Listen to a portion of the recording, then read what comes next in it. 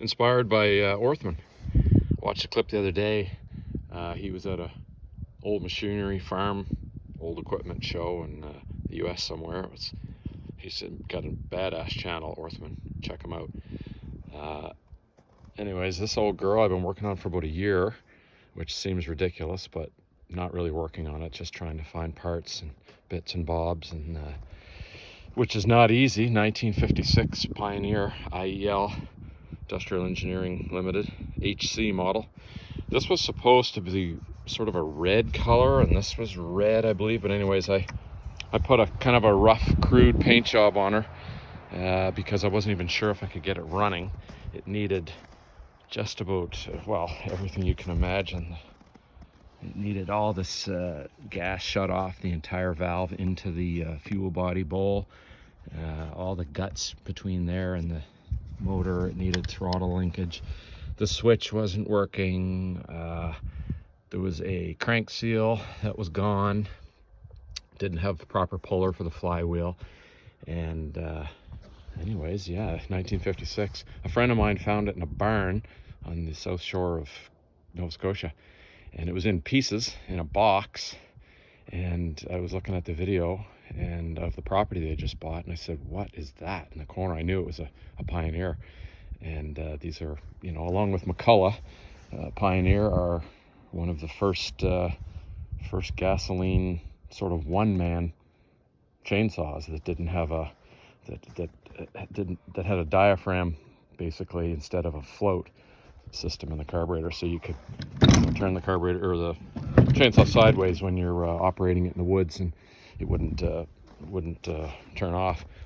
Before that, there was electric one-man or two-man machines in the 30s and 40s, and Stihl obviously came out with one of the first electric chainsaws ever. But World War II, they couldn't ship anything into America, so in Canada we came up with this unit here. So, anyways, the thing this here is it's another old one I got. I found this one on the side of the road. This is an all metal. Just like the Pioneer, all metal. But this one's a cast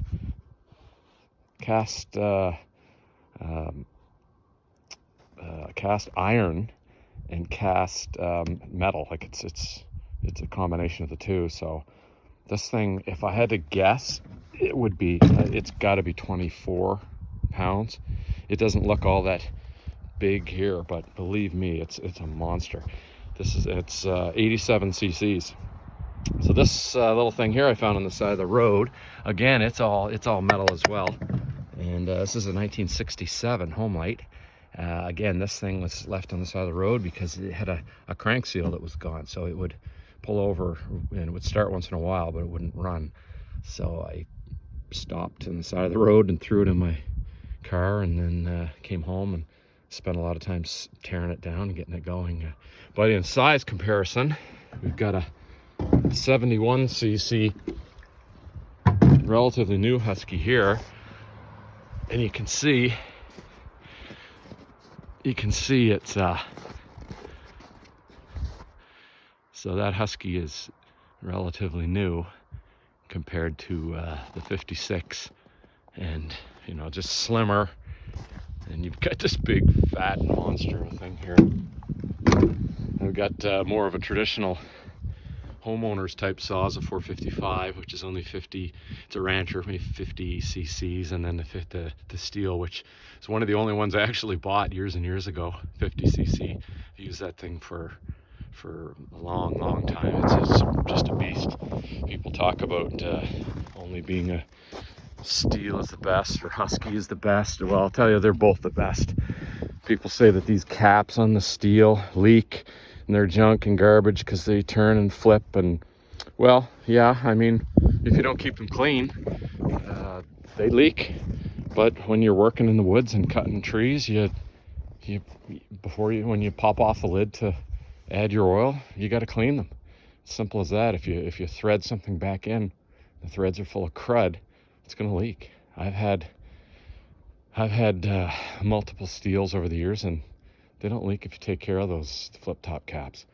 I've had Huskies that leak, so People just talk. If you look at pros, like Guilty of Treason, Jake, those guys in the Washington State with the big trees and stuff, they use both Steel and Husky because they're both unbelievable saws. They don't have a I'll only use this or I'll only use that. It's crazy. So this one here, I had this one going. I haven't had it going in a long time, but if you see the muffler, she's as cold as can be. Good old Orthman. Anything he starts off so amazingly well. And he always does the cold test touch. I always tell people when they're going out to buy something, pull it when it's cold, or start it when it's cold, and then start it when it's hot. You never know. But I'm not sure if this one here will go. She's a bit funny. I don't even know if I can pull it with one hand. Probably not. So I'll just give her a pull here and see if she'll go.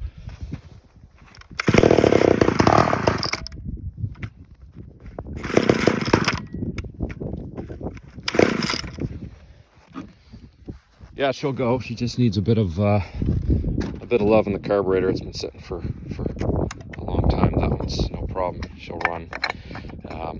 It's right now. It's 10 degrees Fahrenheit.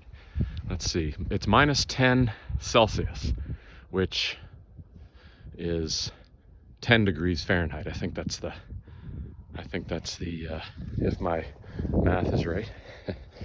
Now this girl is absolutely bone freezing cold, just like any of you who've ever worked around chainsaws know that you run these things for even a couple of seconds, or not a couple of seconds, but a very short time, and this muffler just gets cooking hot. So this one here has got a fantastic motor. She's been just a workhorse of a saw. I think it's going to be pretty amazing. I wouldn't use this in the woods, cutting all the time, of course, but let's see if she's going to cold start. So she's got an on switch, and then way down on blow, she's got a funny little choke. So you got to choke that in, and then over here, of course, you've got your fuel on. So that's notorious for going bad or sticking. Or most guys in the woods, the old timers used to just leave them on, and then inevitably they'd get covered in grunge, and the rod going in and out to let fuel in would not work anymore. So yeah, so let's give this guy a pull and see what happens. And hopefully it'll go in one pull, a la Orthman. Let's see if we got her tuned up as good as his machines. Sorry for the camera work here. I'll try to put it somewhere. I'll pick it up as soon as I give it a pull.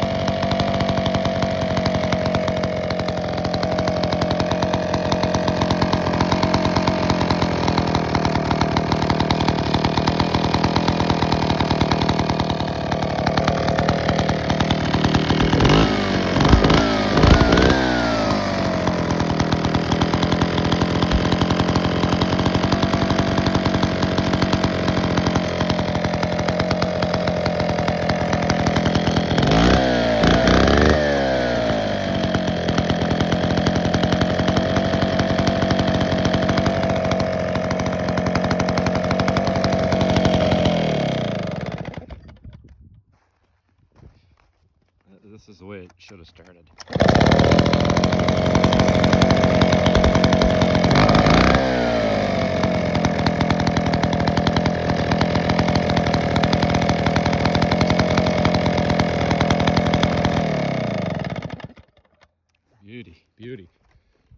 she's a great runner.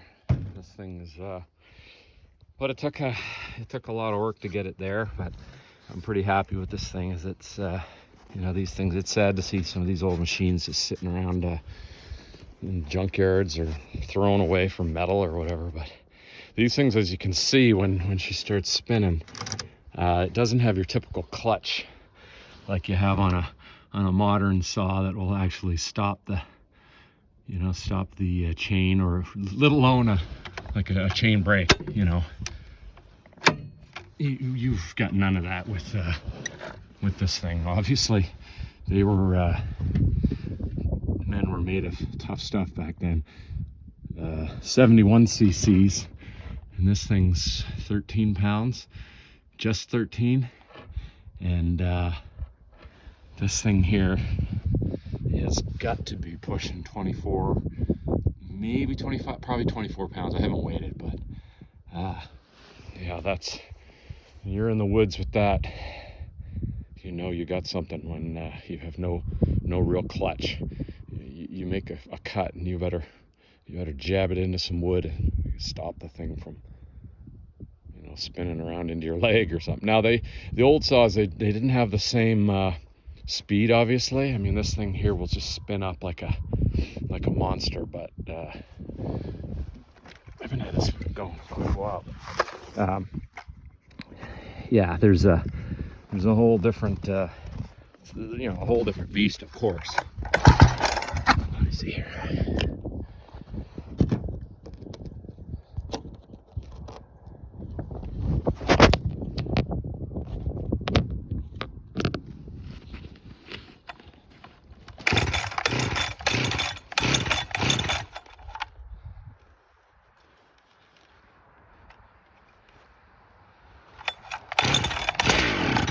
Cold. She's cold today.